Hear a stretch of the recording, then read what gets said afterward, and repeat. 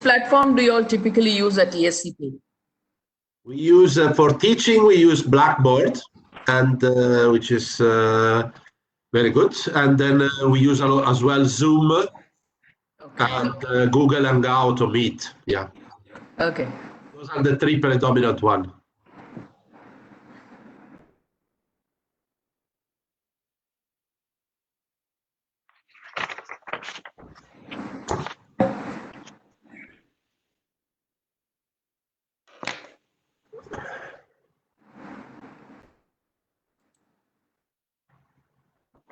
Are we all set? At what ending?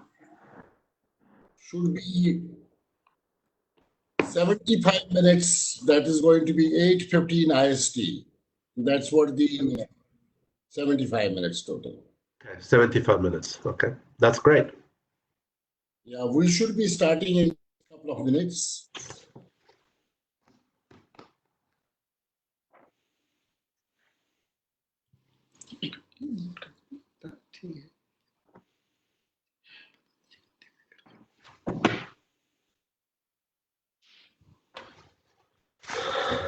Who have joined on Facebook.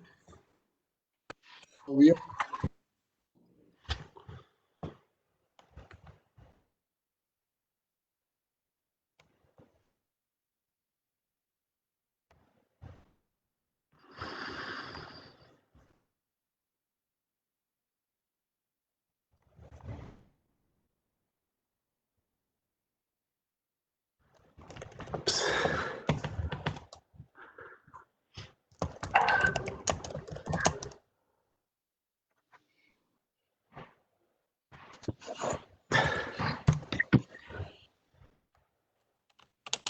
$30 seconds to go, so weird.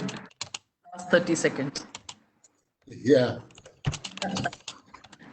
Can we mute everybody?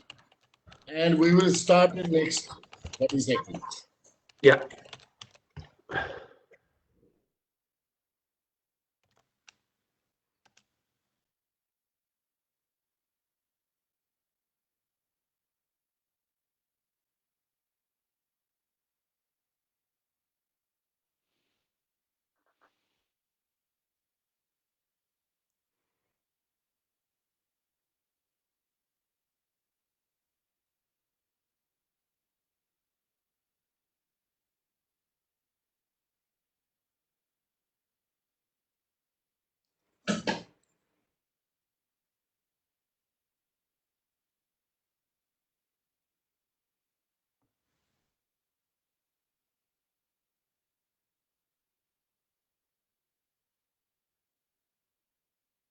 So,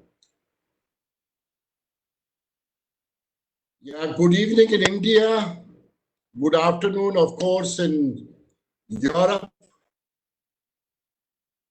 From in Portugal, good afternoon. London, good afternoon. And good morning in US, Dr. Mithas. For you, it's early morning. And of course, India is namaste, folding hands. And Thailand is again the same way, Savadikap.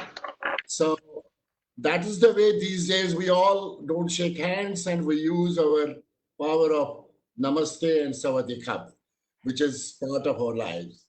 Ladies and gentlemen, we are here on a very pertinent and important subject, strategic leadership, COVID-19, and I am delighted to present to you an esteemed panel of global leaders who are available to us on this digital space. They are Padma Shri Dr. Pritam Singh from India, a well-known name in academia as well as corporate in India and globally, as being the director of IIM Lucknow, MDI Gurgaon, IMI Delhi.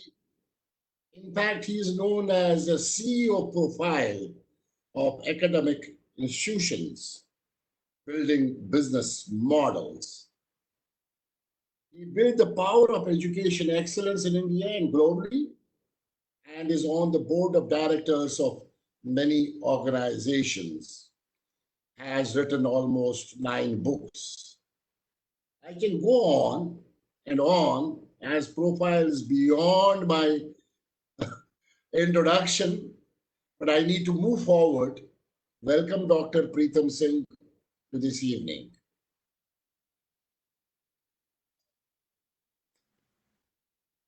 It has from US, a world-class scholar and a pro at Mumma College of Business. He taught at Robert H. Smith School of Business at the University of Maryland, PhD from Law School of Business at University of Michigan. Again, a very profound list of achievements. And I am so delighted to have you with us, Dr. Mithas. My folded hand pronounced to you. Thank you for having me. In fact, I can speak a lot about you, but I need to move forward. Next is Dr. Alfredo Barnes from Europe. He is in Portugal.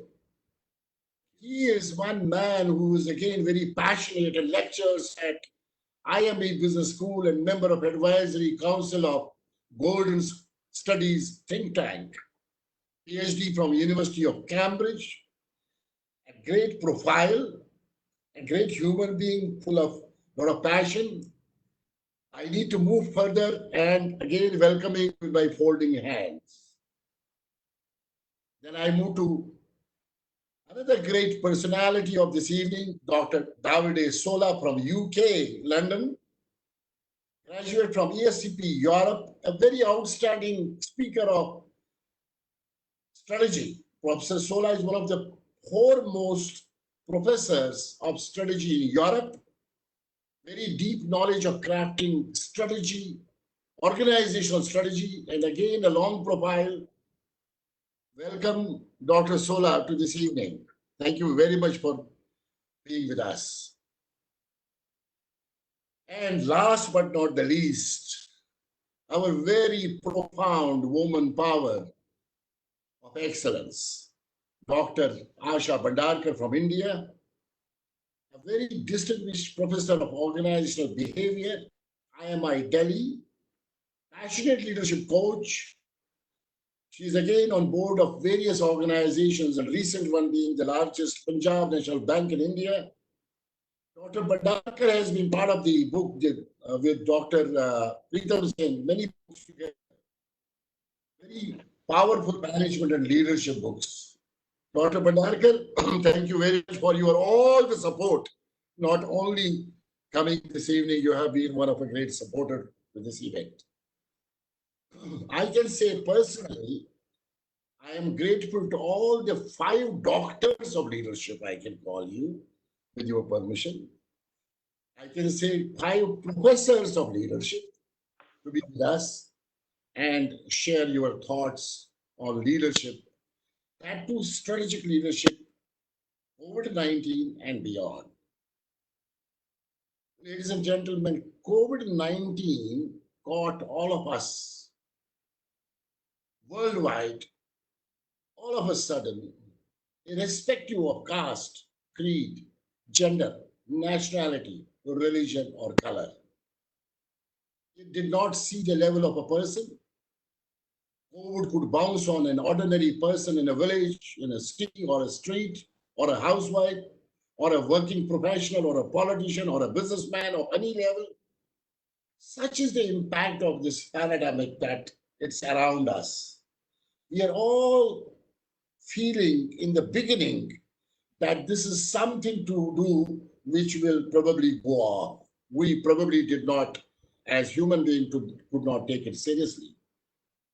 However, within few weeks, from Wuhan in China to Italy to France to UK to Germany to USA to Asia Pacific, it kept moving on around the world. And the pace and the race of movement of this virus every hour, every day was getting increased and increased. Some countries and their leadership would take it lightly in the beginning. but some took it very serious in the beginning itself. We all know that by this time, what damage or mitigation took place. We all know about countries.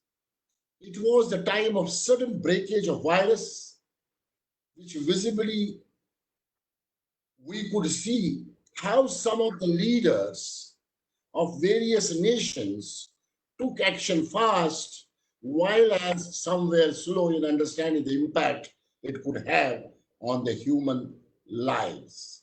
Sad, but the fact remains, we started losing people, their lives, and the numbers increased every day, shocked each one of us. We got into lockdowns, started understanding what is COVID. I don't read here, but we could see some of the top leaders of various countries humbling and shivering, communicating differently, and some of the great leaders taking quick steps to mitigate the big impact. India certainly is a great example with 1.3 billion people, and timely and tough decisions could save real lives of millions of people, though we are still struggling. We could see, for that matter, Taiwan an example of great leadership, along with many other countries. I am also of the view, which we have been discussing, we could see some women leadership at almost 7 or 8 countries in the world really taking steps wherein all see the difference of impact. Was there something to do with leadership, women leadership? I don't know. We have to probably have a dialogue and a discussion on this. So when we look at various nations and various leaders at the political level, we have to go through the biggest test of leadership and their ability, their brave approach, their commitment, their communication, the engagement has been seen by all of us. Now, since we are at a stage when not only political leadership had to act, the business leadership also had to act, because most of the businesses got closed, people got locked into the work from home. Entire COVID impact on business globally is tough and volatile. We have been talking about VUCA last many years, volatile, uncertain, complex, and ambiguous. However, this seems to be much, 100 times VUCA, which we never thought. Probably, as we are talking, this is the most difficult war in the world, this race of ours we are looking at. So there is surely going to be most toughest war of business going forward. As losing business and jobs of people is already talk of every day. Therefore, our subject of today, from political leadership, driving down to business leadership, small or big businesses, is what finally we would be coming out of this evening debate. We would surely have to take away some of the things from this session when we close the session. The format of this session this evening would be, I will request our esteemed speakers with some of the questions which I have found up in my mind, and I will be asking those questions to the esteemed speakers one by one. And each of the speaker would speak for at least 5 minutes on that issue, and maybe we can add on with another speaker. So this should take us to near about next 45 minutes in this thought process being exchanged by eminent speakers. I would request the attendees to write down their questions in Q&A section. Let me get a bank of questions in Q&A section, and I will pick up after we are through from the deliberations from that bank, attendees' questions, and I would then again request and go back to esteemed speakers to respond to those questions. The objective is to make an two-way engaged process so that the questions are responded by these esteemed panel. Therefore, my request to all the attendees, surely and certainly start parking your questions in the Q&A session. Let me begin my first question of the evening. And as I said, and I request firmly that 5 minutes time for the speaker, and then we'll move forward. And the first question, of course, is an early morning, so we should start from early morning in the US with Dr. Sunil Mithas. Again, thank you very much for joining, Dr. Mithas. I had a question for you, Dr. Mithas. During the COVID lockdown, as I was discussing, we have seen a huge crisis of leadership in various countries. How can we mitigate the crisis of leadership? What, in your opinion, is required from leaders? Dr. Mithas. Thank you, Mr. Bakshi. First of all, let me begin by saying that it is a pleasure to be with this distinguished panel of panelists here. And I'm delighted to be with all the attendees who are going to be attending this particular webinar. So just to give you some background before I give my comments, I have studied organizations since last 30 years.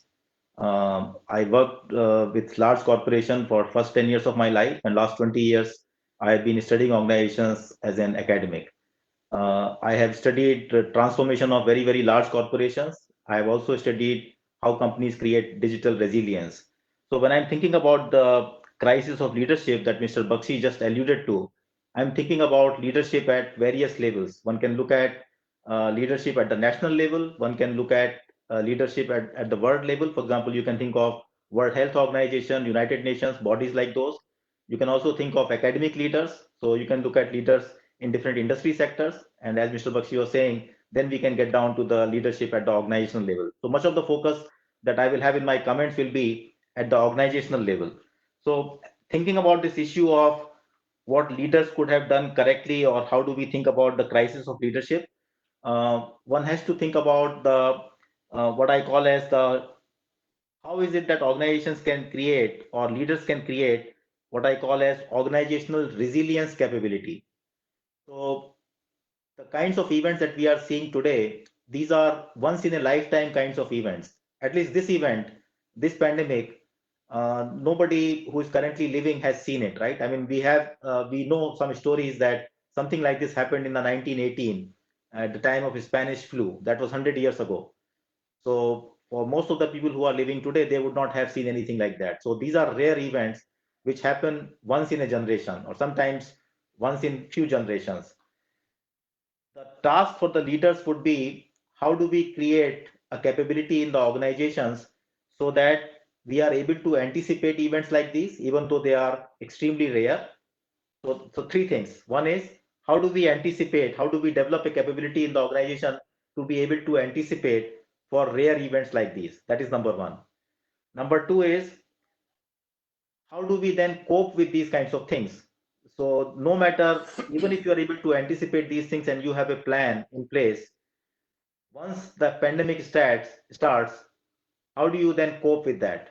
What kinds of routines do you create in the organization to be able to deal with this crisis at that time period?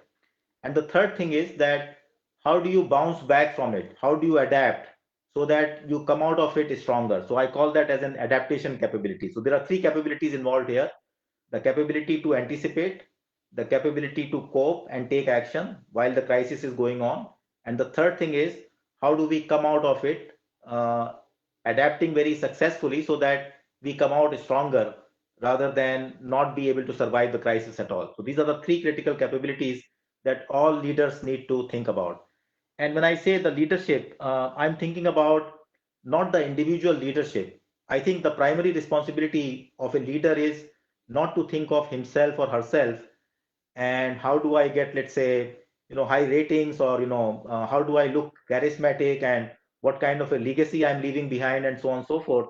It is more about how do I create a leadership system in my organization which is able to act even if I'm not around.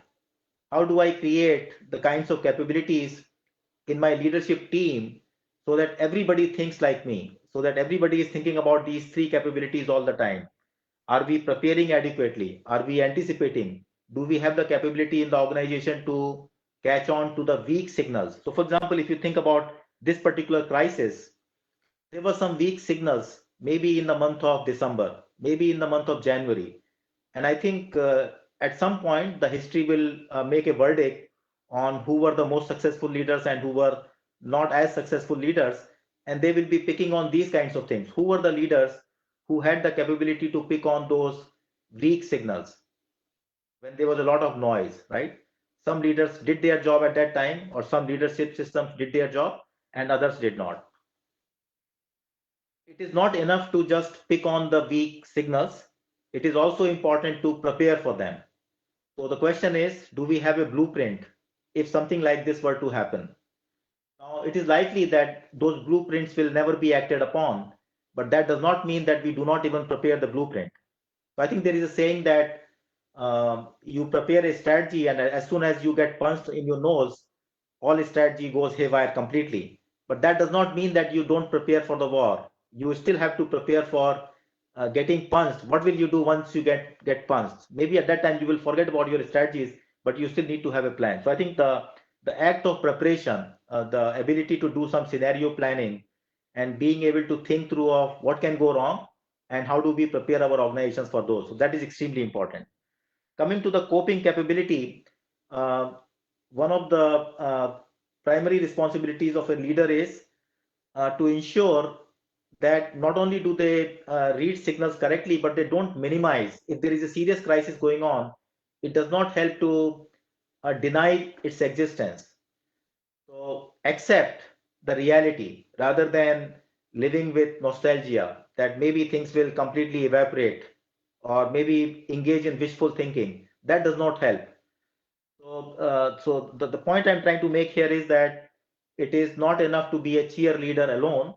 One has to be realistic and prepare the organization to accept the crisis and prepare the organization to be able to respond to the crisis by creating leadership systems, by providing resources, by creating planning systems, and by implementing routines in the organization. So, and these routines could be, let's say, all the things that we are familiar with in the business organizations. How do we create very sound supply chain practices? How do we procure things very rapidly and very quickly? How do we distribute things to our customers very rapidly, very quickly? How do we enable our employees to be able to work remotely? Things of that nature using our digital infrastructure. So these are all nuts and bolts kinds of stuff that leaders have to worry about. And finally, the third capability is adaptation. So how do we emerge stronger out of this crisis? So the question is, uh, we act on these crises while the crisis is unfolding, but then are we able to create some kind of a learning mechanism in the organization so that we have created some lessons in how do we deal with these kinds of events in future if they were to arise? How do we create necessary change capabilities in the organization? So to me, these three things are extremely important as part of the developing a very sound leadership system in the organization: the capability to anticipate, the capability to act, and the capability to adapt and reflect and learn to emerge stronger from the crisis. I will stop there. Thank you very much, Dr. Mithas. That was quite brilliant. Capability of anticipating and acting and adapting to learn. Beautifully said. Thanks a ton. I will come back to you, sir, very soon. Let me go to Dr. Alfredo, our great professor in Europe. Sir, I have a question for you, Dr. Alfredo. What difference you see between the leaders who have been effectively handling the present pandemic crisis, and there are other leaders who have not been able to do a great job, they have not been effective. What do you think are the lessons from them to the business, to the corporate leaders? Dr. Alfredo, 5 minutes, sir, with my humble request. Uh, well, it's an important question, perhaps too important to be able to answer it in such a short time. But We'll come back to you. let me have a go at it. Yes, listen, tell you where I come from.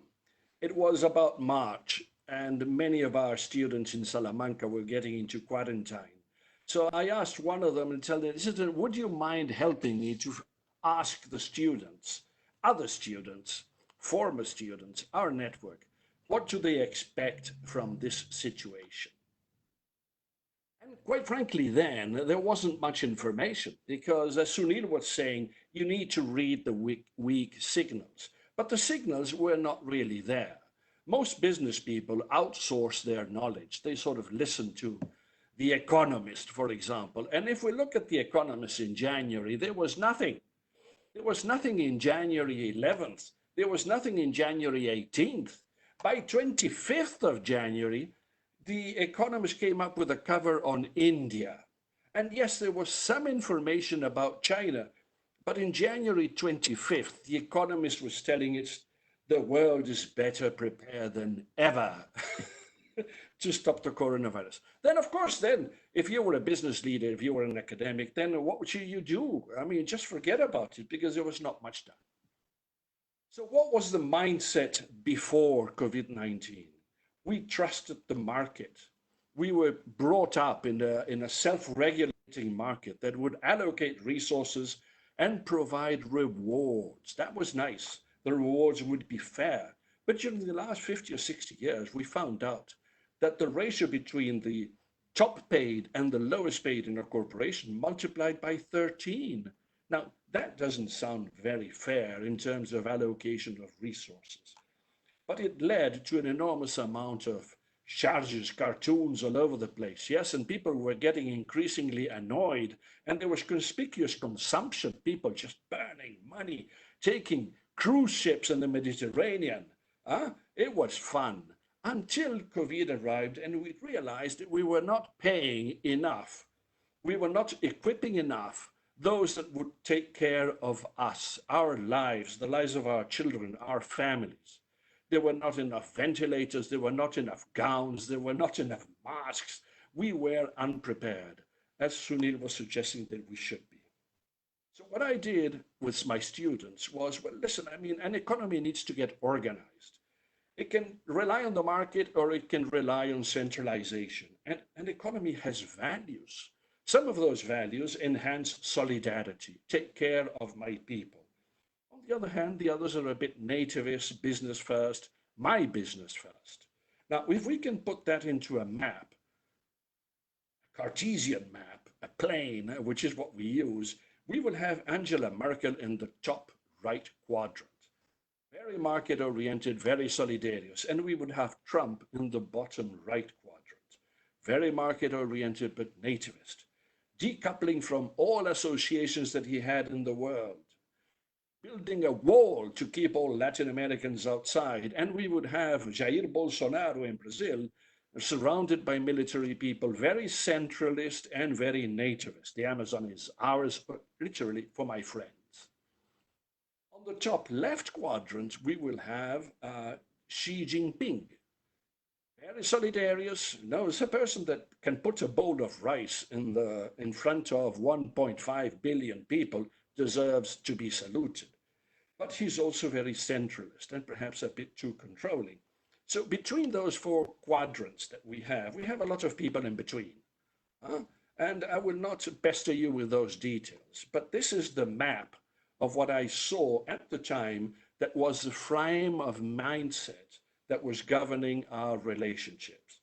So I asked the students, well, listen, I selected one sentence that epitomized the attitude of these leaders towards COVID-19. And I asked the students, who would you vote for? And of course, there were positive votes and negative votes. And, I collected those answers from mostly Southern Europe, Latin America, and more recently in India when I was distinguished by being invited to this very solemn seminar that we're holding today. It was fun. So they answered. And what did they answer? Well, of course, the populists of Latin America were out of the picture completely. Nobody likes them, whether Latin Americans or Indians. Now, what about the other populists, the Anglophones? They didn't do much better. Trump, marginally positive. But Boris Johnson, very negative. And what about the centralists? Well, even Xi Jinping did a bit better. But, they were positive, yes, overall, but not very attractive. The ones that came out as being admired by young MBAs, 25 to 35 years old, mostly Latin Americans and Southern Europeans and also Indians. Who did they admire most? Angela Merkel. Very solidarious, very market oriented.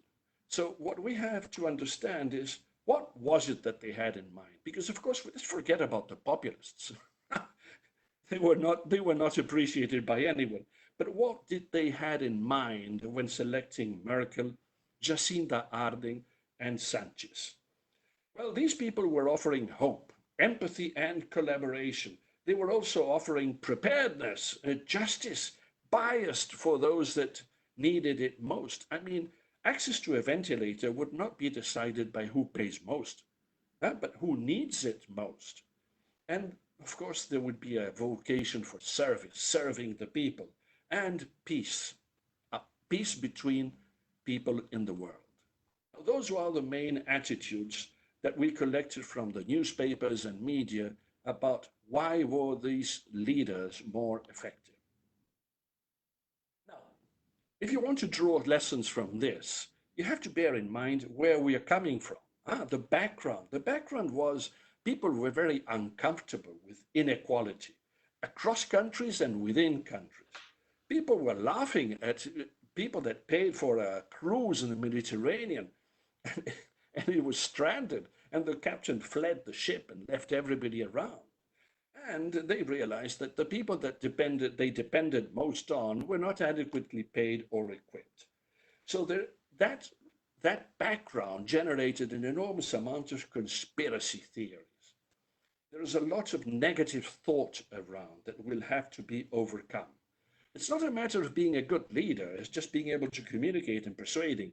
But if people are reluctant to believe you, you've got trouble. No, people are against 5G, they are against, they believe the earth is flat, or the vaccines are no good, actually they are a conspiracy. So what did these leaders have in mind? I've heard a lot about female leaders. Yes, they have done very well, remarkably well, if you consider that there are not that many. There are about 9. So what were they offering besides those points that I said? Compassion, 10 to 1. If they offered compassion, yes, there will be trouble, but I am with you. It's sad, but you don't need to fear. Don't be scared. Empathy and solidarity. I will cut my salary. Me and my ministers, said the Prime Minister of New Zealand. And clarity in the message, transparency, decisiveness. This is what we have to do, and this is what we'll do. And this Taiwanese Prime Minister began in January. So she read correctly the signs that there was a problem looming in Hawaii. But if you look at where we were coming from, the information wasn't clear. The economists were saying there was nothing wrong. But when the thing got nasty, there was a scramble for medical supplies, and they went for the highest bidder. And we had very nasty instances even of confiscating medical equipment that were going to your neighbor. It's hard to muster. So the problem is, as Sunil was saying, if the signs were there, they must have been weak. Who read them adequately? Why were people in denial? Well, the populace were in denial. They would never want to believe it because actually they were voted into power because people were crying against unemployment, all jobs going to China. So if the only way that you had to do something about it was to quarantine your people because you had not prepared adequately, well, of course you will not try to quarantine. And this is the mess that the US and Brazil and others are into now. So the big idea is, can we train people to look ahead? David Solar will probably tell you, yes, that there is a way, gaming. The youngsters play a lot of games and they have to figure the steps ahead. Perhaps chess players, yes. I have suggested an alternative. Is just try to read art. Art has a very cryptic message at times, not figurative art, contemporary art. You have to actually read that art and try to understand it. The messages are not clear, but they're there. Can you train your mind, however difficult it may be, to make that exercise to understand how to read signals when they are weak because they are anticipated signals? By the time they're strong, I don't need a business leader. I mean, just about anybody will do. And if there are people that show those signs, can we accelerate their careers? This is something, how are we selecting leaders? Are we selecting leaders that are very controlling and they don't need to anticipate any signals? But once you come around and do this and sort all that mess out, there's something I want to pay attention to. Compassion is fundamental. We have been hearing about thousands of numbers, mind-boggling numbers of people that are infected and that they have died. But really, those people are not numbers. They had relatives, brothers, sisters, wives, mothers, school teachers, friends, and they died on a railway track, exhausted because they were going home. How many more are there in India and in other places of the world? Now, those are the people that have entrusted their lives to us, business leaders, political leaders, or professors. And they would have loved that we had the ability to read the signals earlier. We did not, and we were not helped by the media to figure it out. This is what we have to understand. Yeah.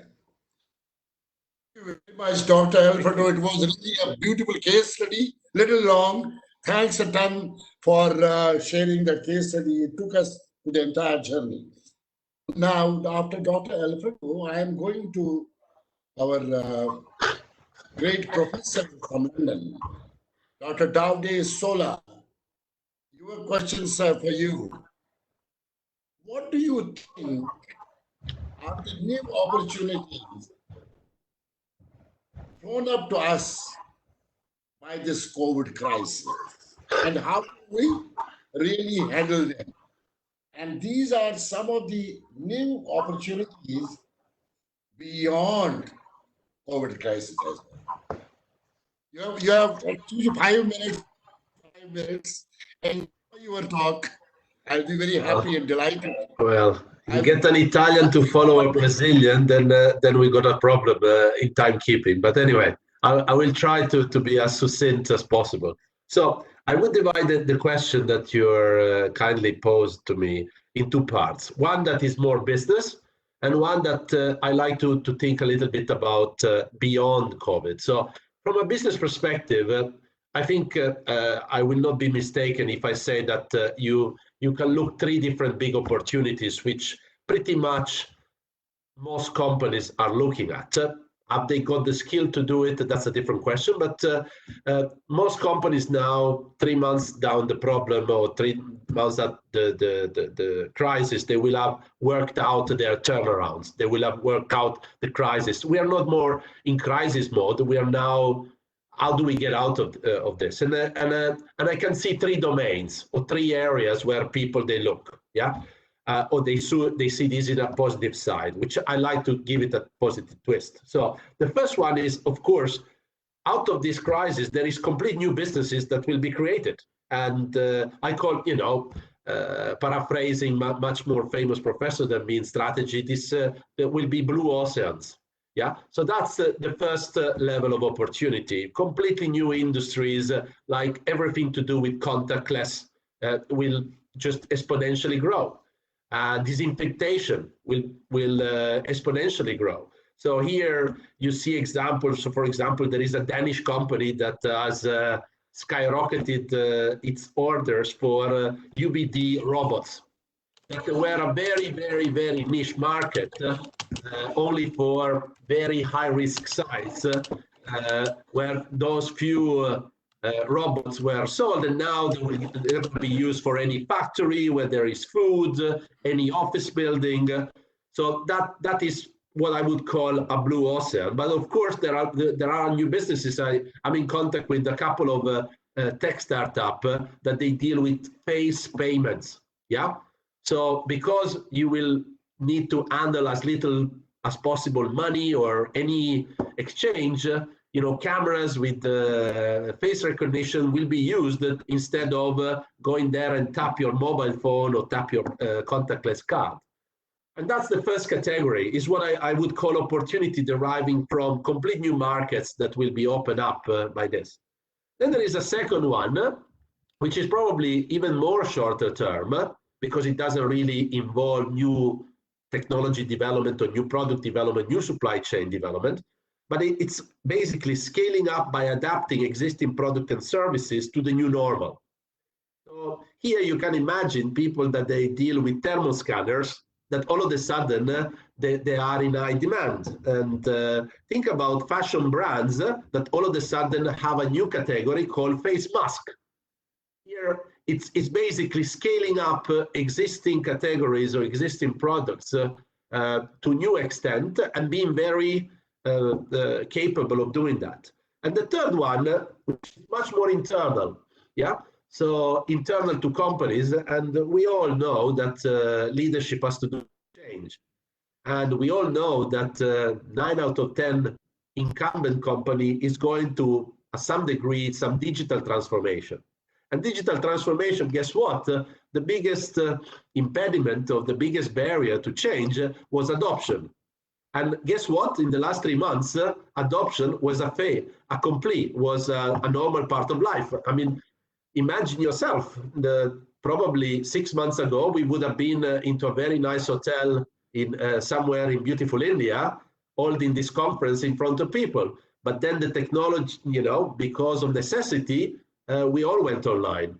So this, of course, will bring the good and the bad of change and transformation within company and accelerate it to an unseen speed and velocity. So I've got a lot of people where I work with that plans of digitally transforming in 3 years, they become in 3 months. So the third big aspect of opportunity is acceleration of digital transformation. That is, it was not a question of if, but it was a question of when. That when now has been condensed in 3 months. So this is, if you want, what I see as the big opportunities coming from the business. Yeah. Now, in a more profound way, and linking it to Sunil and also to Alfredo, I think that the biggest opportunity of all is really to think beyond COVID. I truly believe, and I honestly think that this is it's the occasion for a paradigm shift, for a much needed paradigm shift in leadership. Yeah, and leadership has been pretty much optimizing itself in the last 60, 70 years. In different forms, very pushed by the Anglo-Saxon world, where we've been told how leadership has to work. But now that was for a world that, regardless of what people said, it was pretty much known what it was unknown. Yeah. So we were dealing with the known unknowns. Now we've been thrown into a world where unknown unknowns are pretty much the norm. Black swan has become the white swan. And here I really see an opportunity for rethinking the role of leadership at pretty much all levels. I would say the role of leadership in terms of thought leader, in terms of problem-solving leader, in terms of from a team member to a CEO, to a head of state. I think it's really time to rethink about the skills that are required. Alfredo mentioned before that, and Sunil as well, that those type of leaders, they need to look forward. I actually think that they need to think about the future and bring it backward. I call it with my student, I call it the Black Mirror effect. Not that I think a lot of people, they watch Netflix, and that series just tells you about very distant futures. But those distant future, somebody has to imagine them. A future, before it gets real, somebody has to imagine it. And I believe that push towards thinking about how is the world going to look like in 15, 20, 30 years from now. Something that leaders 100 years ago, they were much better than us at doing. Now we're thinking about the next quarter, the next year, if we are lucky, yeah? And thinking 15, 20, and then bring it back. Of course, the Black Mirror are imaginary futures, but by looking at that, you might think, okay, but if that could actually work, therefore it inspires an action. So we need leaders that really thinks much far ahead to bring it back to the present. The second thing is that I do believe that people needs to be trained in unknown unknowns. And as Alfredo mentioned, I'm a big passionate and a bit, although I'm not a gamer, I'm a true believer that simulations is where people get skilled with something that is not there. So I do believe that level of simulations and gamification, and I'm even a big advocate that governments should instill every year a couple of days a year where people do drills about with a different theme every year. It could be about pandemics, but it could also be about environmental catastrophes and other stuff. Then, of course, this paradigm shift also touches organization. I mean, there is many people that are listening to this webinar that are probably leaders, and they're not physically in any proximity to people. And those organizations, they are shaping shape and forms. We going from an organization where we have some level of hierarchy, but with the screen in between, the hierarchy is very difficult to yell at people. It's very difficult to get, it's all filtered. So we will have organization after this that will shape in different forms. Twitter just announced a couple of days ago that you will let everybody at home forever if they want to. And last but not least is that I think, and this is probably anticipating what maybe Professor Singh might say, is that we need leaders that they have, again, a spiritual life and that bring positive energy. Because if you don't have energy during uncertainty, well, what leader are you? And this is really something that I truly believe, if we miss this occasion, it will be the biggest sin. God has sent this crisis that hopefully, like any crisis, will bring a lot of innovation and creativity, but let's try not to miss this opportunity because I will see another one in my life, or at least I hope so. All right, that is my little contribution. Yeah. Thank you so much. Beautiful, and indeed, we certainly will have a lot of opportunities of new businesses, new products, of course. Companies who had never thought about producing masks or any other items of health products. I have a company in India, they were doing rings and springs, and now they have gone to sanitizers and all that. So there's going to be really a lot of change in the business models of the companies, products, new businesses, new opportunities.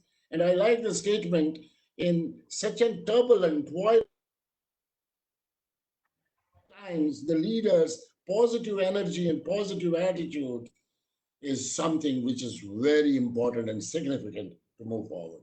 Thanks a ton. Now let me move to Dr. Asha Bhatnagar.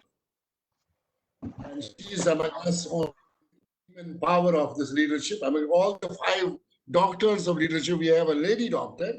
And I know her, and I know that she is master of behaviors and values when she talks about. And that is the question I am trying to talk to her and ask her rather, that what kind of behavior, value will senior leaders need to exhibit beyond COVID when they go back to work, and after the lockdown, when the businesses are going to be opened up and there are already huge crisis, rebooting, and re-establishing, what kind of behavior, what kind of values they would need to exhibit to make sure that the business moves forward. Dr. Bhatnagar, for you. Hello, everyone. And thank you, Mr. Bakshi, for inviting me in this panel. And I've been hearing with great interest what everybody has been sharing. One thing which emerges is that this COVID-19 has been a great leveler for everyone, rich or poor, good or bad, right or wrong, haves or have-nots. We're all on the same level. So it is in this perspective that I'm going to make my observations regarding the values and behaviors which are required. So to my mind now, leaders have to play a very great balancing act. No more can you be either this or that. For example, it cannot be only business. It cannot be only humans. It has to be a balancing of both. The typical attitude of high profile CEOs, high profile leaders has been very macho, pumped up, by their sense of importance, pumped up by the success that they see, a tendency to take everyone for granted, a tendency for self attribution of being so powerful and so fantastic. So I think this COVID has shown us that it is we are all interrelated, we are all interdependent, and the quicker leaders in positions and power recognize this, the better it will be. Which means that leaders have to embrace not only business but also a humanistic approach. You cannot undervalue the human being in the equation. In India, as we have seen the migrant labor situation, where it is, you realize that these are the guys who are constructing the infrastructure of this whole country. This country, we were very short-sighted in the way we handled them. And today, states are facing a crisis because they are opening up the, opening up for the construction, opening up businesses, but there are no people to construct because they have all fled because they have been treated so badly. We cannot take people for granted anymore. Number one is that. Number two, from sheer focus on profit, again, to people and profit. We cannot say that I will be getting all that, exploitative maximization in terms of profit, which is a typical economic model. We have to again factor in both people and profit. Third, it cannot be just explosive growth anymore. It cannot be, because many times when we talk of explosive growth, heightened competition, we are ignoring again the other stakeholders in the equation. And I think last few years, this whole movement for sustainability has been gaining, gathering steam. And now I think the value system has to shift to not only growth, but sustainable growth, where you are taking care of all the three P's. And I think looking for opportunities in the existing problems is another very, very important behavior and attitude which is required to be carried by leaders. And we all know very well a luxury brand like Louis Vuitton is now into making most expensive, no doubt, but face masks. And you may also be aware that a large energy company in India is into making hand sanitizers. So these kinds of things simply reveal that we have to be responsive to the situation, agile to take the opportunity, because not everything can be planned. And regardless of the fact that we have to do strategic planning, we have to do strategic thinking, what really works between those who have responded fast and those who have not responded fast enough is their capacity to observe the situation and respond faster than others. This is another thing I would like to very much highlight. In terms of managing the organizations which people head, or the leadership teams, who are responsible for the organizations, now more than ever, there's a need for leadership with heart. You cannot ignore human feelings, human values. And in terms of style, I would say the three T's are very important. The three T's are trust, transparency, and togetherness. I think we have to do this together. We are in it together. We need each other's support. The transparency of information. For example, if you look at the Singapore PM or Jacinta Ardern of New Zealand or even Prime Minister Modi, the information sharing has been extremely high. I think transparency is one of the key ways in which you can get collaboration and support of the people that work with you. Above all, I would say in order to be enabling ourselves to do all this, we cannot, as somebody said earlier, wish that things will get back to so-called normal. This is the new normal. Accept this new normal. The moment you accept this new normal, there may be some inner rebooting required, which I've talked about to some extent.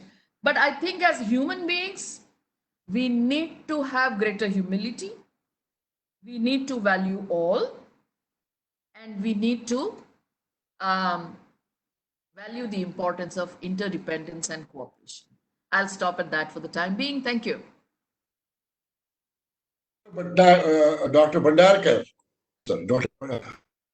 Thank you so much. In fact, your T's, the trust, the transparency, and the last one is togetherness, which is important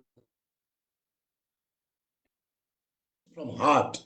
And I think we have already seen what you shared, that communication played a very important role when the leaders, political leaders who are right now handling the thing, are communicating to the masses, to the public, and connecting with people.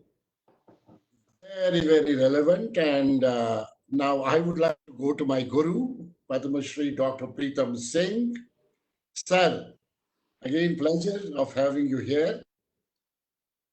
Knowing you, and we keep on discussing about this strategic leadership. What kind of real strategic leadership we would need beyond COVID to handle the bottom line business challenges around the world? I'm not talking specifically to India, I'm talking as a global world. Also, you are powerful in terms of mantras. I would suggest you share some mantras for the leadership so that they can drive, like Dr. Asha, Dr. Matthias, Dr. Alfredo, and Dr. Sola talked about rebooting and re-establishing. How do they reboot and rebuild, re-establish, revitalize, reinforce business with the bottom line?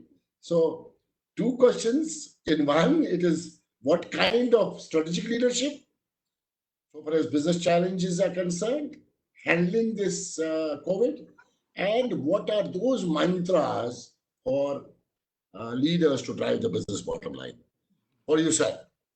Number one, the respected panel members, Davide, Alfredo, Sunil, Dr. Bhandarkar, and the moderator, Dixie Bakshi. If you are the last speaker, you have to reinvent totally different things.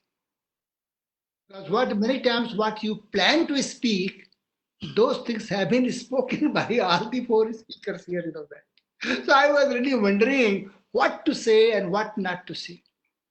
But let me try to contextualize. Buddha made a very powerful statement, thousand years back. Gautam Buddha made a very powerful statement. Words don't have any meaning. Actions don't have any meaning. It's a context. It's a context that provides relevance to the words and the action. So let me try to contextualize. The way I see the business, that we all have been talking about COVID and COVID and COVID and COVID. But when I see the business, I saw the companies appearing in the list of Fortune 500. In 1995, And then I saw the list again in 2019. And you'd be surprised to know, only around 15% companies could continue in that list. Rest were out. Really, rest were out. When I think about Jim Collins, he wrote the book In Search of Excellence. But when he wrote From Good to Great, again about 11 companies which featured actually in Search of Excellence, they were not in Good to Great. So what do I see? I see something very interesting that. And that's why I see the relevance of 3 books. I'm talking about the audience and the relevance of 3 books. Those books have been so relevant, that Who Moved My Cheese? Who Moved My Cheese? The second book actually, Only Paranoid Can Survive, Andy Grove. And Alfred Marshall, he said, what brought you here would not bring you there. What brought you here would not take you there, that. It means the business world has been a very chaotic world. And to describe the business world, I am using the word VUCA. It's volatile, uncertain, complex, and ambiguous. The business world is a very VUCA world. Not the business world is only VUCA world. Business world has been a word of jungle, that. And I find tiger prepares every day to run faster than the deer. The tiger knows that if I don't run faster than the deer, I would be killed. However, the deer also prepares every day to run faster than the tiger, because deer knows if I don't run faster than the deer, I will be killed. You see the kind of business world it has been. And we are going to face much more uncertain business world in future. This is the scenario. So in this kind of scenario, I think Alfredo has been talking, always telling me the story master and this one and that one. So I will tell you the story of the Zhou dynasty in China. Thousand years back, when the prince was sent to the teacher for the training, and teacher said, I'll come after 9 months. And after 4 phases of training programs, because he was all the time examined the way we examine and those kind of things, and the last when he came to the teacher, he said, allow me to speak only 2 sentences. Just 2 sentences I will speak. Master, while I could hear, while I was going around, I could hear the sound of unborn child. I could hear the sound of unborn child. And master, I could also hear the sound of sun rays. I could hear the sound of sun rays warming the petals of roses. And the teacher said, Eureka! China would not be having a king like you. Never had a king like you, would not be having a king like you. And that Zhou dynasty was for 45 years. Most well-known, that king in China. And then the student became very curious to find out why you are making that kind of a statement. He said, because I could see that you can look around, you can look beyond, you can look around, and you can look within. The great leaders are those who look beyond, who look around, and who look within. When all 3 go together, then the emergence of the great leaders or the good leaders or the strategic leader come. Let me try to, since DK asked me for about mantras, I would like to give about 4 or 5 mantras. The first mantra would be the set of the competencies, and the second mantra would be in terms of philosophy. In terms of competencies, those who are the great leaders, they unfold future into the present. So can we unfold the future into the present? First question I ask, can you unfold? Do you have that kind of capability? That's where looking beyond. The second mantra which I say, and that mantra I have said, looking beyond, looking around, and looking within. That's the second mantra. And third mantra, and that's extremely important mantra, that quest for excellence. Are you having quest for excellence? Because excellence is a journey, it's not the destination. And that's why those who are the great leaders, when they reach their goal post, they shift their goal post and they raise the bar of performance. So they are very restless people, never satisfied. Because the moment you find that they are satisfied, then there will be Icarus syndrome. Okay. And that's why if you see the collapse of the houses, collapse of the organizations, you find the moment they become too arrogant and too complacent, the decay starts to know that. Another thing that which I could see, that they continuously wage the war against past. And that's why they say, those who think of tomorrow, they make the today as well as tomorrow both. They always say, those who think of yesterday, they spoil the today as well as tomorrow both. Continuously waging the war. Destructive innovations.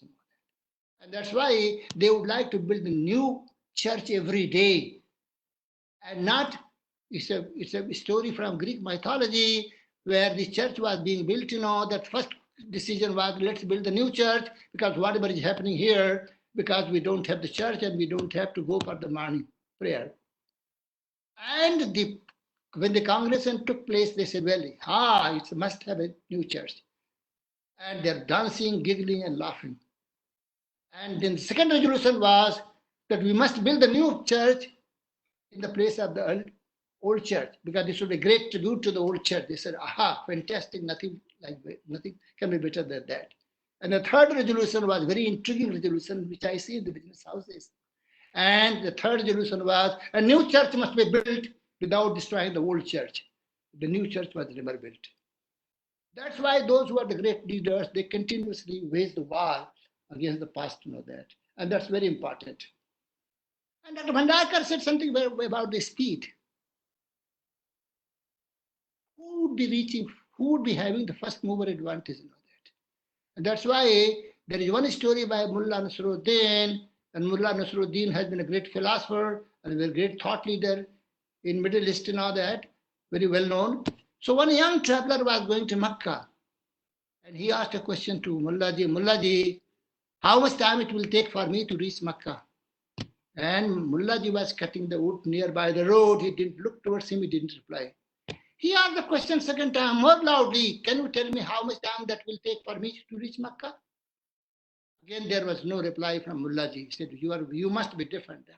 And he started running towards Makkah side. Mullaji said, wait a minute, I can reply your question. It will take precisely 45 minutes to reach Makkah. And the young traveler said, what? First time I thought you have been insulting me. I asked two questions. Now you are saying precisely 45 minutes. What could you make you say that it will take precisely 45 minutes? Mullah said something very interesting. I was aware about your intention. I was aware about your passion. I was not aware about your speed. Speed will decide who is going to be the winner, who is going to be more successful. These are some of the things that. Coming back to 5 mantras, which GK asked me to say, 5 mantra is Himalayan vision creates Himalayan energy. It's for all the students, for the young leaders, that vision decides the level of energy which you have got. If you are thinking sky, you may not reach sky, but you start flying, that. So Himalayan vision creates Himalayan energy, that. And it must have oceanic depth. It must have the height of sky, that's very, very important. The second mantra, which I have been always saying, and that's where you find that you are equal to your contribution. Nothing more than, nothing less, that. You are known not by your position. You are known by your contribution. If we talk about Gandhi, if we talk about Mandela, we talk about Martin Luther King, and we talked about today about these leaders, we are not talking because they were occupying the leadership position, but they were making contributions. So one is equal to his contribution. And that's why you find that in India we say, Karmadevadikaraste ma phalisutachana, that you must, and work is worship, because work provides contribution. So the second mantra is that you are equal to your contribution. And third mantra is Dr. Bhandarkar, and I think that Alfredo also said, those who live for others, they never die. Those who live for themselves, they die after. And great leaders, they always live for others. And during this COVID regime, I could see about the working class, and I think that's where I'm slightly critical about the business community. I wish they could have said that you stay here. We will take care of you. And that's why I see some kind of adversarial relationship, not the co-partnership. The co-partnership is very, very important. Germany has got that one, Japan has got that one, but unfortunately, fine, Anglo-Saxon has not been, because whenever there is any problem, retrench people, cut their salary. But what happens? Those who are heavy, those who are very rich. So real problem in future, which I am going to experience, that is inequality of income. What can be done about that?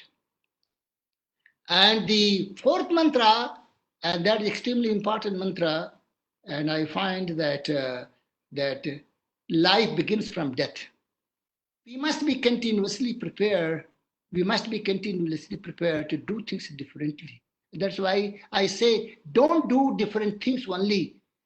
You see things differently. All the things which you have been doing, can you do it differently? That's where there is a quest of excellence.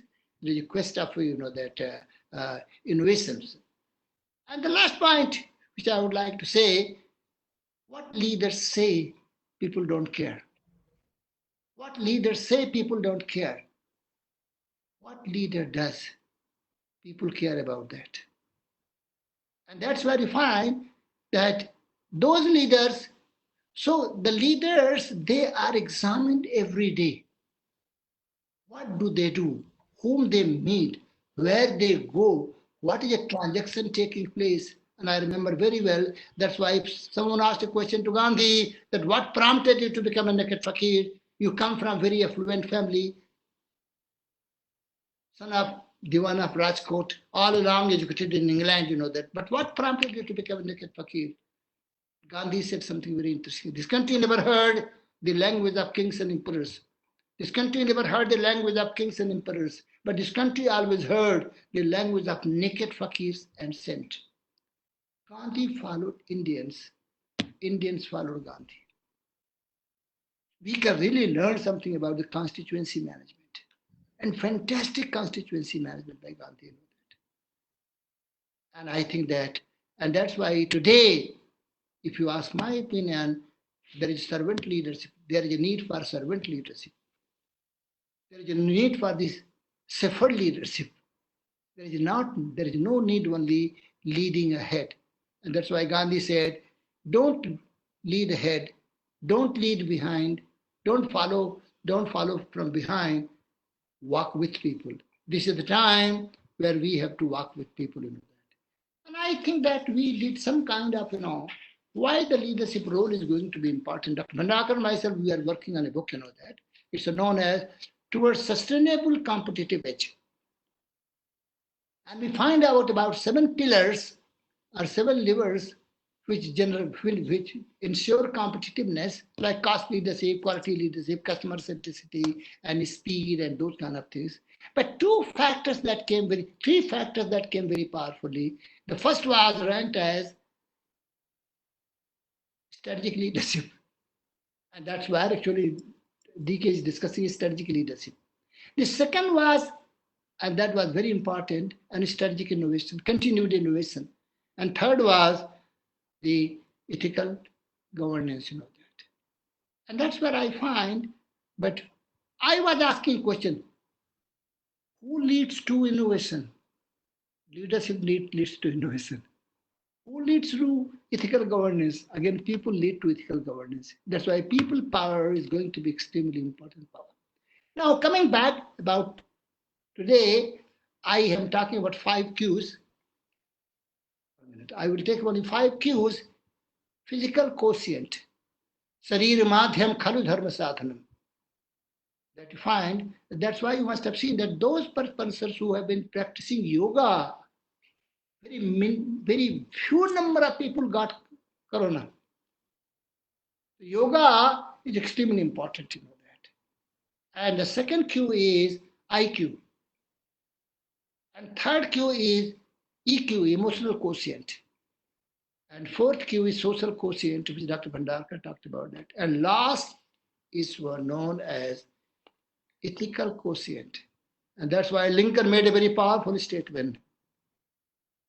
Without having faith in God, without God's mercy, I can't achieve anything.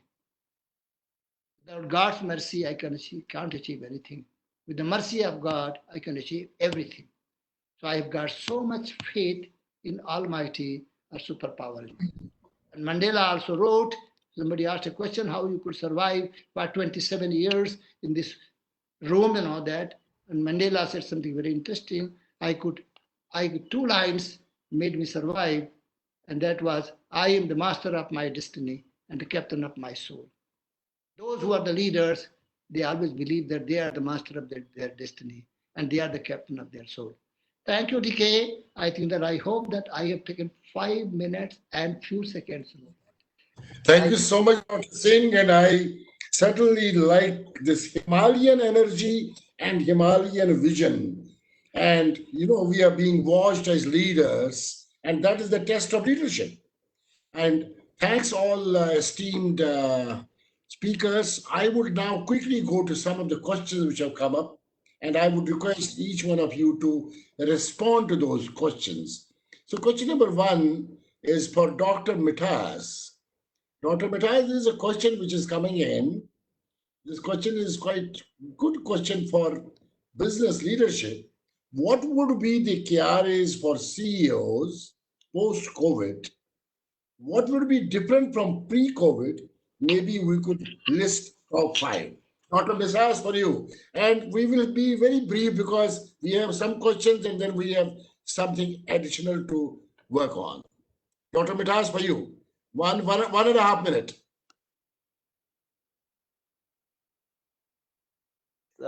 Things that I already mentioned. Do the leaders have capability to anticipate? I think so. When next time, if the board members are looking for selecting their next leaders, and if you're grooming new leaders, the question one should be asking is, do they have the ability to anticipate? Are these the people who will be able to cope with a crisis? Are these the people who we think will be able to adapt to the crisis? Are these the people who will only be maximizing the upside? Do they also have the capability to protect against the downside? Are these the people who will be able to keep us self-sufficient, self-reliant, and not just maximize profits? So these are the kinds of questions that the board member should be asking. And also, I think we are talking about leadership here, but I think we should also realize, and I think this is based on the experience of many countries around the world, that we also have a serious responsibility as voters in our power when we choose our leaders in terms of voting them in power, right? So next time we should exercise our responsibility of being wise in terms of carefully choosing our leaders, who will be our political leaders, and whether they demonstrate these kinds of capabilities or not. I'll stop there. Thank you. Brilliant and very quick and fast. Thank you very much, Dr. Mithas.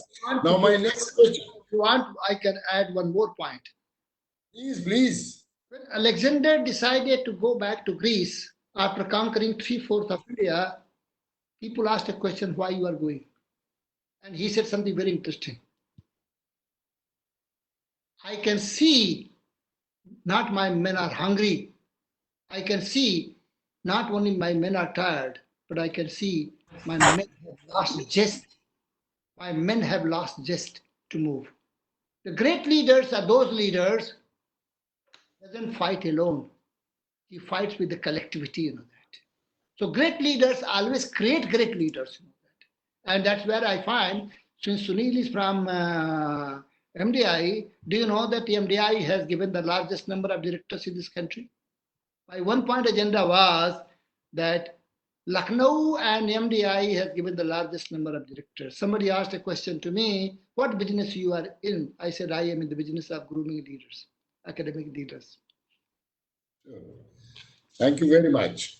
Thanks for that, sir. Dr. Alfred, I have a question for you, which is coming up, and the question is from Prabeen Dokania. He is talking about what is the political leadership? What is the political leadership different from China's political leadership than any other country? This is for you.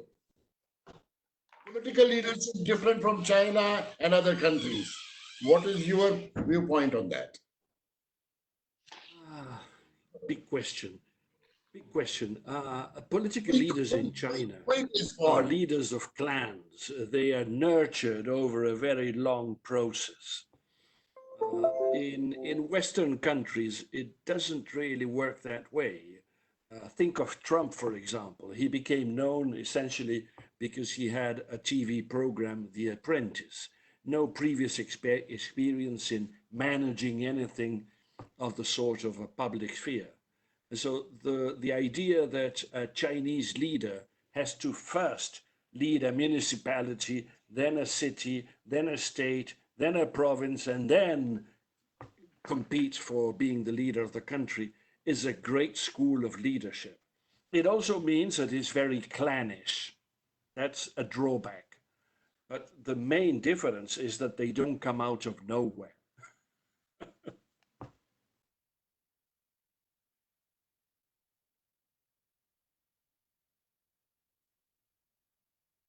you so much. Dr. Alfred. I'm losing the sound. Sorry, I can't hear you. Okay. Okay, thanks a lot, Dr. Alfredo. Now let me go to question for you, Dr. Sola, in London. Okay. How can we establish and sustain discipline that the post-COVID era needs among organizations where large number of workers work together? This is a question from one of Ravi. Yeah. So it depends what he means by discipline. There are many disciplines. If the discipline is to work online or these type of things, I guess it will be very much a problem of each organization. I don't think there are disciplines that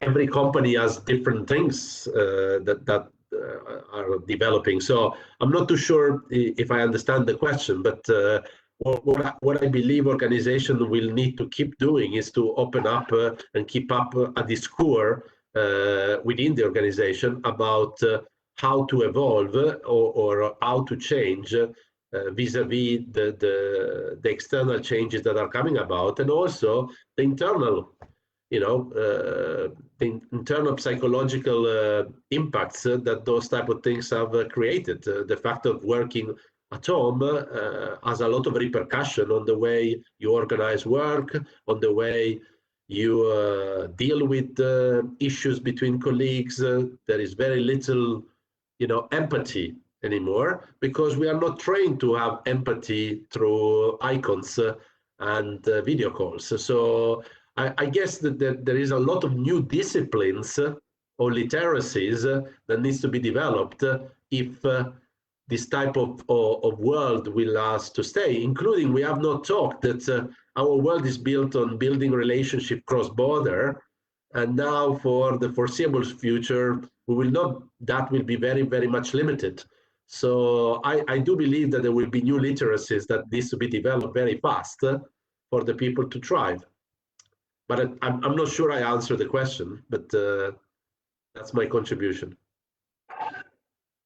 To get into the question, absolutely clear. Thank you very much. Can I go to Dr. Bhandarkar? Dr. Bhandarkar, there's a question. How would the organizational behavior post-COVID look like? Dr. Bhandarkar, can you hear me? I guess it's yes, yes, yes. How would be the organizational behavior beyond COVID look like? This is VG Shanbag asking this question. Can you hear me? Well, it's a tough question. Yes, yes, it's a very tough question because we have to reimagine and recreate this future now. And to reimagine and recreate this future, I think our goals as organizations have to be very clear, which means the leadership team has to have a clear idea about where they want to take the organization, and they have to have larger amount of participation from people across the organization so that we can recreate the future. This is all I can quickly say in a couple of sentences. Thank you very much. There's a question coming in, and I go to Dr. P. Singh. And the question Can I is, just before yeah. Go ahead, sir. first I wanted to add what Dr. Bhandakar said, something very interesting. Most of the business schools are talking about the holistic leadership now. They don't talk about the functional leaders. And when they talk about the holistic leader, and that's where you find that all the 5 Qs which we talked about, that how they can be really integrated. Not only holistic leadership, they are talking about holistic wellness. Absolutely. And most of the schools where I am advising them, because Prime Minister's committee has been appointed. They have appointed me to coach and mentor, about 20 institutions of eminence. So wherever I go, I have been always saying that course in ethics is important, course in value is important. Because if you find all the problems which they are experiencing, DK, if you read the literature in the field of management, 40% work has been in the area of leadership.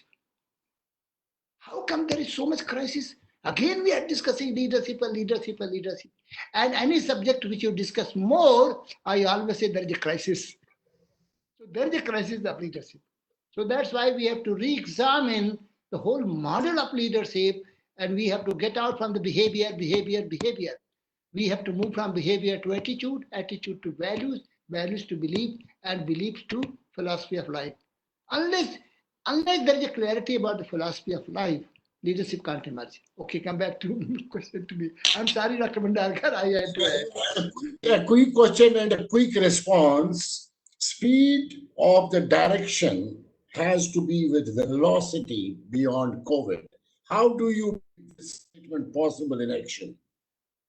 Speed of the velocity of the leadership. Number one, you made something very interesting: communication and communication and communication and communication. Somebody asked me a question: can you define leadership in a word? I said communication, communication, communication. Relationship, relationship, relationship. Those leaders who believe in communication continuously, why we talk about the Prime Minister of New Zealand? Why we talk about that? Why we talk about Modi? Because there is a continuous communication. And in the absence of communication, there is only confusion. In the absence of communication, there is only doubt.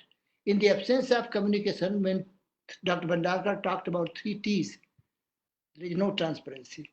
So communication, and the second thing must be prepared to be questioned. That's why I would like to say that to create velocity and to create speed, this communication is important. Our job is to communicate and communicate. In fact, somebody asked me that what do you do? I said that when I was a professor, I am speaking quite a lot. But when I became director, somebody asked me, how do you see your role? So I said, I have to communicate much more. I have to talk much more here as a director than when I was a professor. Thank you very much. And I go to another question, Dr. Mithas, and this is for you. The question comes from Thailand, which says leadership between East and West. Eastern world seems to be able to control better than the Western countries. How and why? And this is in Narula from Thailand for Dr. Mithas? And quick one, sir. Thank you very much for that question. I think it's hard to answer this question definitively. I mean, it might seem like that East is able to control better than West, but we don't have enough data to make a conclusion about that, because part of the reason might be that maybe there is not enough testing going on, or there might be, or maybe the East might be in the early stages of the crisis. So there could be many reasons. So I would not like to speculate beyond that, but let me just quickly add one thing to what Dr. Pritam Singh just now said about the importance of communication. And I would just like to add to that is, it is also governance. Leadership is so communication is extremely important for leaders, but it is also extremely important to have to have the governance capabilities. Can I take the entire organization with me? Can I create the systems in the organization so that we can procure things very quickly, so that we can distribute things very quickly? So those are the nuts and bolts stuff. And do the leaders have that kind of a capability to be able to marshal the entire organizational resources with them? That is extremely important. Thank you very much. In fact, we have some more questions, but then we can not answer today because there's already timing which has gone forward. I would request now the professors and doctors of leadership, 5 of you, sir, and Dr. Bhandarkar, 4 of you and Dr. Bhandarkar. Can I request you to give us quick 1 minute takeaways to highlight the leadership in the corporate sector finally? What are those? And I would again start from Dr. Mithas, and then I go to everyone, and last one I go to Dr. Pritam Singh. What are those key takeaways which you would like to highlight for the business leaders in the corporate sector? 2 highlights. Yes, sir. Dr. Mithas, for you. Okay, so let me start. So one of the roles of the leaders, I think, as was pointed out in this panel as well, is how do we promote this culture of doing counterfactual thinking, counterfactual imagination, looking beyond. Dr. Pritam Singh was talking about this idea of looking beyond. So the leaders are respected in the organizations, they are highly valued because of their ability to be able to see beyond. And if they are not exercising that responsibility, if they are not demonstrating that, then they are failing their constituents, they are failing their stakeholders. So that is a very critical key capability, the ability to look beyond, ability to anticipate things, even though there are very, very weak signals. And I think this point came earlier. I think people are giving now example of Taiwan. Those weak signals were there. Taiwan was supposed to have 100,000 cases, but they had only 100 because people acted very promptly. So given the same information, there were some countries which reacted much faster compared to others. That is extremely important. The second part of it is that the responsibility of the leaders is not just to keep on maximizing, keep on optimizing. It is also to protect against the downside. So how do we prepare our organization for downsides like these that people are currently not thinking about? Again, that requires very careful thinking. And the third thing is not completely abandoning key capabilities. And I think sometimes there is a temptation that let us outsource all our capabilities, let us become highly efficient, but then you keep on depending on others for all the critical supplies, for all the critical capabilities, and that is not a healthy thing. So even if it makes sense to, let's say, take some reduction in your profit margins, but having those critical capabilities in-house is extremely important for any leader. So I would maybe stick with those 3. Thank you so much, Dr. Mithas. Dr. Alfredo, quick takeaways for the corporate sector business leaders. It's been a fascinating meeting. And I would like to call back on Asha's comment on we've been leveled. This disease has leveled us all. And I've heard a lot about communication very recently with Pritam as well. So how to communicate with people that you have leveled down. Huh? And this is something which is fascinating. We have now to interact on media, digital media, but what happens to charisma in digital media is something completely different. And we have to go through it. How to communicate effectively with the means that we have now. And this is something that we have to think afresh. mean, think of the Catholic Church, 2,000 years. But only in the last few years, we've had 3 popes that were not Italian consecutively. At the beginning of the church, when it was very evangelizing and it had to follow and bring people in, popes were brought from all over the world where the Catholic Church was active. They were in Spain, they were in Syria, they were in North Africa. But eventually, the church became very inward looking and it became an Italian clergy. Only recently it's opening up. But if you stop to think, what about General Motors? What about Ford? What about many of the large enterprises that Brita has suggested rightly, they have disappeared? Did they bring in their best talents from wherever they were active? Or they were simply speaking to rather than listening as well? Communication is 2 ways. And we have to bear that in mind. There is a lot of listening to be done. And because there is listening to be done, I will shut up. That's great. Now, let me go to Davide Sola. Dr. Davide Sola. Just add actually what he said. Yes, sir. Patience with family is a love. Patience with family is love. Patience with others is a respect. Patience with self is confidence. Wow. Patience with God is faith. This is important. Patience and patience, you know that. Leaders must have patience, you know that. They must listening more and speaking less, because I remember once Kumar Mangalam Birla, he was conducting a meeting. Kumar Mangalam Birla is Aditya Birla Group is very, and Davide DK knows that largest business house actually in Thailand. So the meeting was going on, and he just stood up and he walked to someone and he said something very interesting. Your eyes want to say something. Your eyes want to say something, and you are keeping quiet. So you said empathy, putting in attitudes, understanding that vibration is important, and that is important. So I thought that I should add something that you said. Thank you. Thank you so much. Yeah. So we go to Dr. Sola now. Quick takeaway for the corporate sector business leaders. Well, again, I like to thank all my fellow panelists because it was quite intriguing and intellectually stimulating to hear all those different views. Well, I like to conclude again, maybe repeating that there are certain. I think that the best we can get out of this crisis is to, look backward to move forward, I really invite everyone to think about how we will build. I mean, Alfredo mentioned how can we spot the leaders and then fast track them. That's definitely something I'm looking forward to. But I also think that as academics and teachers, we should think about the skills and the mindset that they will need to have.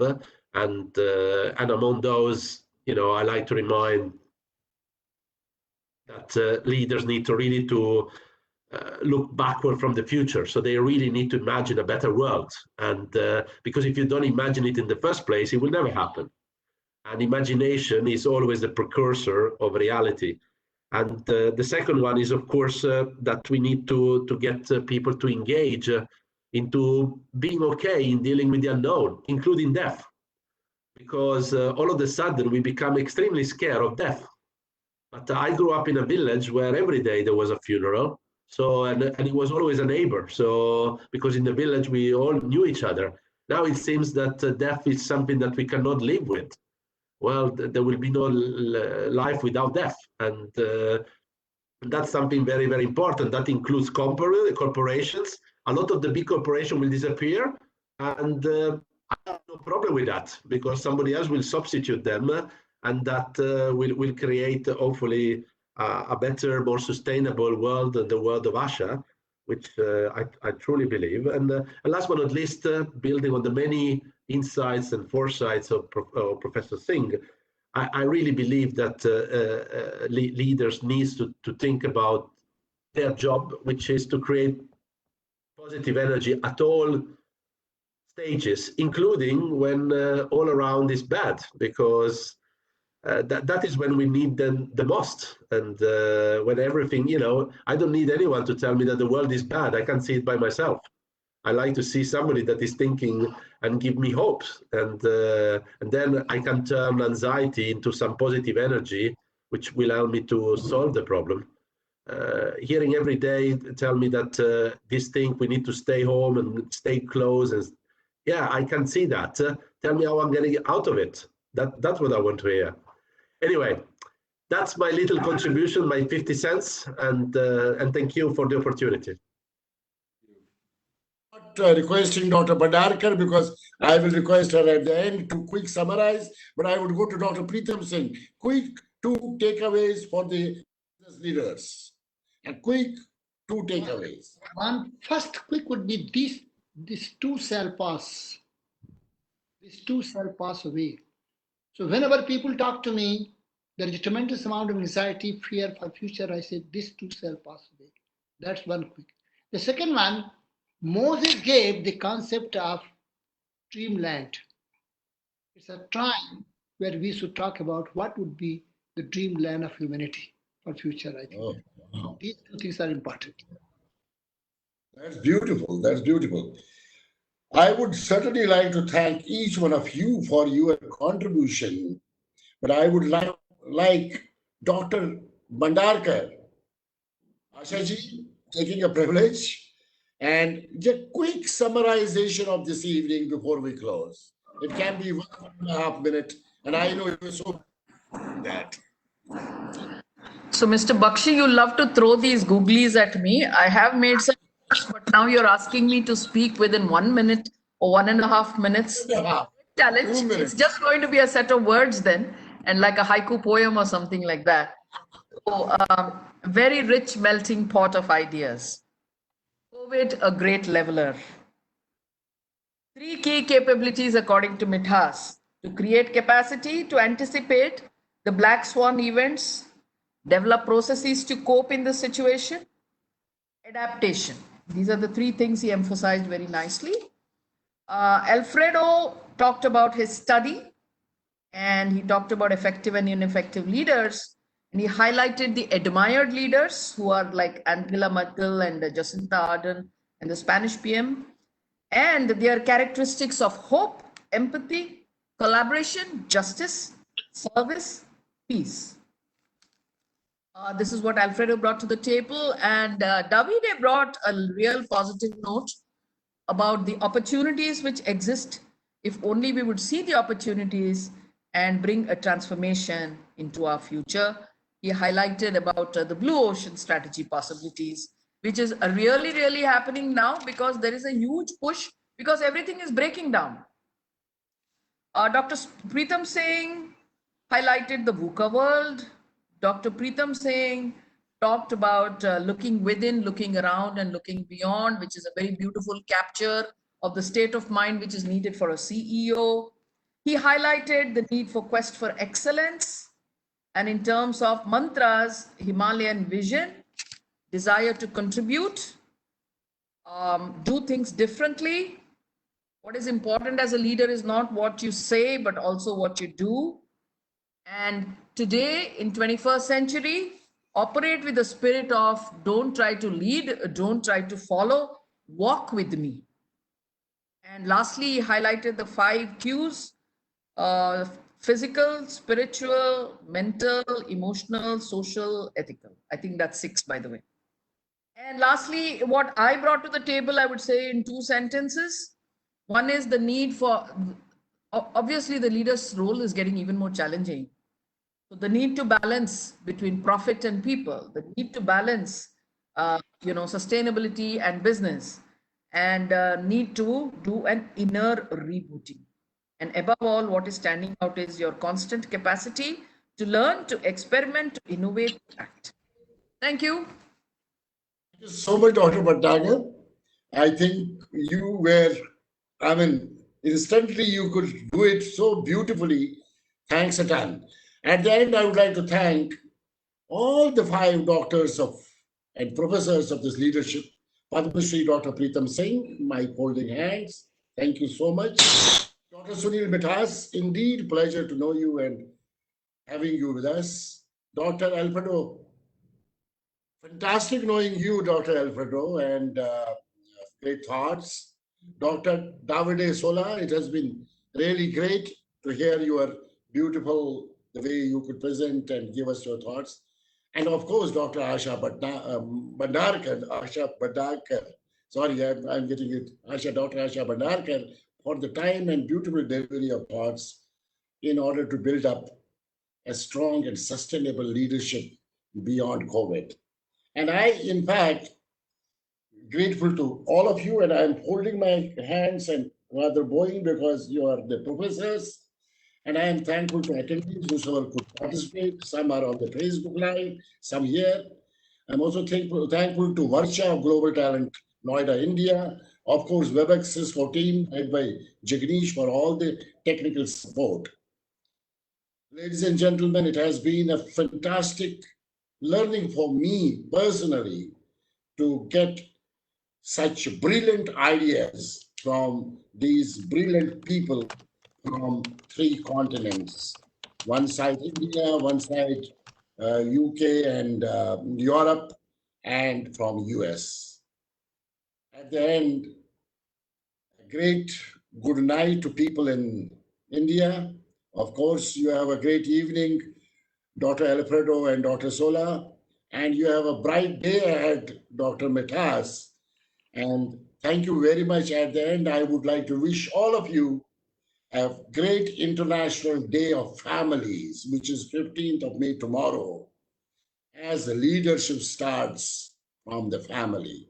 And when we talk about in business leadership, we talk there, we are a family, we are a Coca-Cola family, or we are a Maruti family, or we are a global talent family. So motherhood truths are the basic leadership truths. And tomorrow is International Day of Families. Let's all celebrate because we are in COVID-19 and families are very important. Thank you very much. Thanks a ton. Indeed, pleasure. Dr. Mithas, Dr. Alfredo, Dr. Sola, Dr. Preetam Singh, and of course, Dr. Asha Bhadarkar. Without you, it could have not been possible. You have been one of the greatest supporters. Thank you, all the attendees. Thank you very much, and I close the session.